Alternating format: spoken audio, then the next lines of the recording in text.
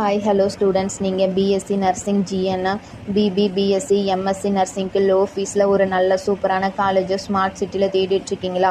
அப்போ இந்த வீடியோவை ஸ்கிப் பண்ணாமல் முழுசாக பாருங்கள்.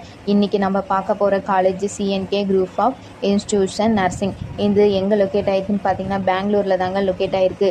அப்ளிட்டட் Rajiv Gandhi university of health science Bangalore and recognised by government of Karnataka.